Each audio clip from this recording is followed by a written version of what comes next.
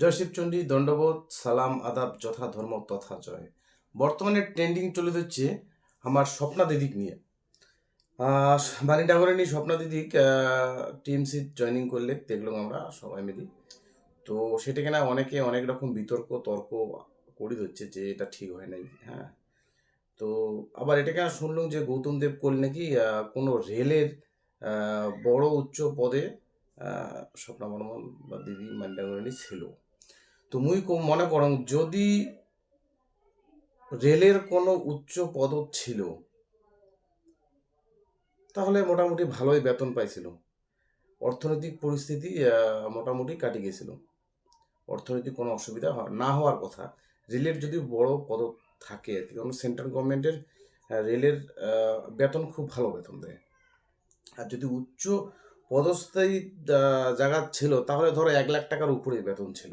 হ্যাঁ, তো যদি ওইটা ছিল তাহলে কিন্তু মোর মনে হয় এই এগুলা দল না করিয়া এই কলকাতিয়া বা দিল্লির দল এগুলা ইন্টারেস্টিং না হয়া যতই এমএলএ টিকিট দুক যতই কিছু দুক, তাহলে আমার দেশীয় সংগঠন বা কেএসডিসি হোক বা জিসিপি হোক এগুলা ইন্টারেস্টিং হওয়ার পেলে হয়, বা এগুলা যদি আমরা করলে হয় তাহলে যুবক যে আছে এই যুবকগুলা উৎসাহিত হলে হয় যে না আমার স্বপ্ন দিয়ে এখন দেশীয় সংগঠন করে।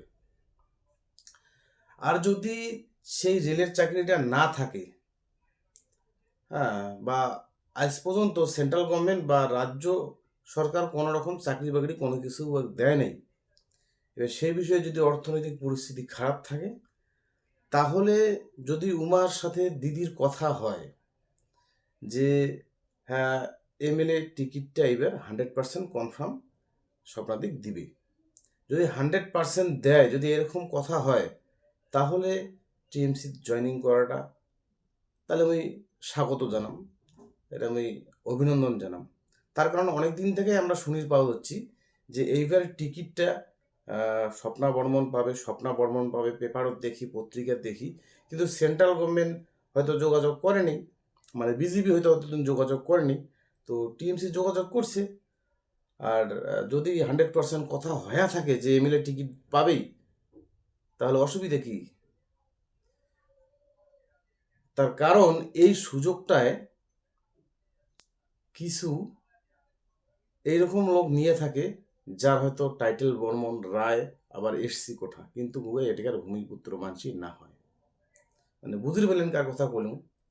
যায় পূর্ব পাকিস্তানের লোক, সেই মানসিগুলা এসসি কোটার উপর মানে করিয়া টার্গেট নিয়ে আমরা এই এমএলএ এমপির পদগুলোর জন্য অপেক্ষা করে থাকে, সুযোগ নিয়ে থাকে।